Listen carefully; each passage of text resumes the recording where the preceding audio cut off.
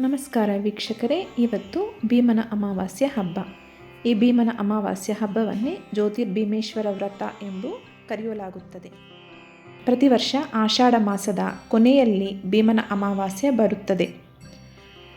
ಕೇವಲ ವಿವಾಹಿತ ಮಹಿಳೆಯರೇ ಮಾತ್ರವಲ್ಲ, ಅವಿವಾಹಿತ ಯುವತಿಯರು ಕೂಡ ಭೀಮನ ಅಮಾವಾಸ್ಯೆಯನ್ನು ಆಚರಿಸುತ್ತಾರೆ. ಆದರೆ ನವವಿವಾಹಿತರಿಗೆ ಈ ಭೀಮನ ಅಮಾವಾಸ್ಯೆ ತುಂಬ ವಿಶೇಷವಾಗದು.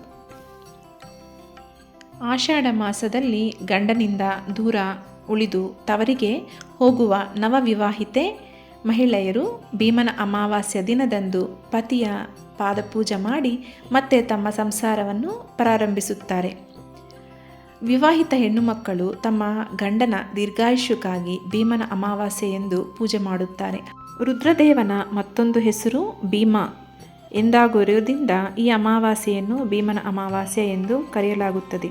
ವಿವಾಹಿತ ಮಹಿಳೆಯರು ಭೀಮನ ಅಮಾವಾಸ್ಯ ದಿನ ಒಮ್ಮೆ ವ್ರತ ಕೈಗೊಂಡರೆ 5 ಅಥವಾ 9 ಅಥವಾ 16 ವರ್ಷಗಳವರೆಗೂ ವ್ರತ ಮಾಡಬೇಕು ಎಂದು ಹೇಳಲಾಗುತ್ತದೆ.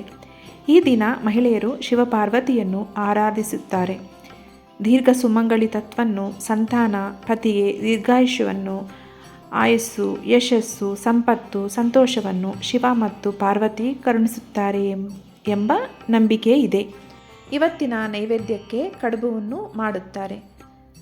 ಮಣ್ಣಿನಿಂದ ಲಿಂಗಾಕಾರದಲ್ಲಿ ವಿಗ್ರಹ ಮಾಡಿ ಅದರಲ್ಲಿ ಪಾರ್ವತಿ ಪರಮೇಶ್ವರನ್ನ ಆವಾಹನೆ ಮಾಡಿ ಪೂಜೆ ಮಾಡುತ್ತಾರೆ. ನೈವೇದ್ಯಕ್ಕೆ ಕಡುಬು ಮಾಡಿ ಆ ಕಡುಬಿನಲ್ಲಿ ಚಿಲ್ಲರೆನೆ ಇಟ್ಟು ಅದನ್ನು ಹೊಸ್ತಿಲ 2 ಬದಿಯಲ್ಲಿ ವಿಳೆದೆಲೆ ಮೇಲಿಟ್ಟು ಹರಿದ್ರ ಕುಂಕುಮದಿಂದ ಪೂಜೆ ಮಾಡಿಸಿ ಅದನ್ನು ಗಂಡು ಮಕ್ಕಳ ಕೈಯಲ್ಲಿ ಒಡಿಸುತ್ತಾರೆ. ಇದನ್ನೇ ಭಂಡಾರ ಒಡೆಯೋದು ಎನ್ನುತ್ತಾರೆ.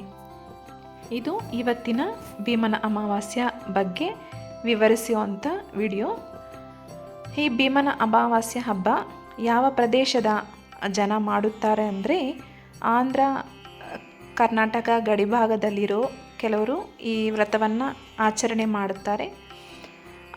ಕರ್ನಾಟಕದಲ್ಲಿ ಉತ್ತರ ಕರ್ನಾಟಕ, ದಕ್ಷಿಣ ಕನ್ನಡ ಎಲ್ಲರೂ ಮಾಡ್ಕೊತಾರೆ ಈ ಹಬ್ಬವನ್ನು. ನಾವು ಚಿಕ್ಕ ವಯಸ್ಸಿಂದನೂ ಈ ಹಬ್ಬವನ್ನು ಭೀಮನಂಥ ಗಂಡ ಬರಬೇಕು ಅಂತ ಆಚರಣೆ ಮಾಡಿದ್ದೀವಿ.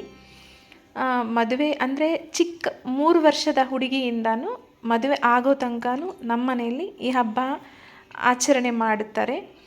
ಮದುವೆ ಆದಮೇಲೇನೂ ಇವತ್ತು ತನಕನೂ ಪ್ರತಿ ವರ್ಷ ದೀಪಾಳ ಕಂಬಕ್ಕೆ ಪೂಜೆ ಮಾಡಿ ಕಡುಬು ನೈವೇದ್ಯ ಇಟ್ಟು ಗಂಡನ ಹತ್ರ ಆಶೀರ್ವಾದ ಪಡೆಯೋದು ಆಚರಣೆ ಆಗಿದೆ.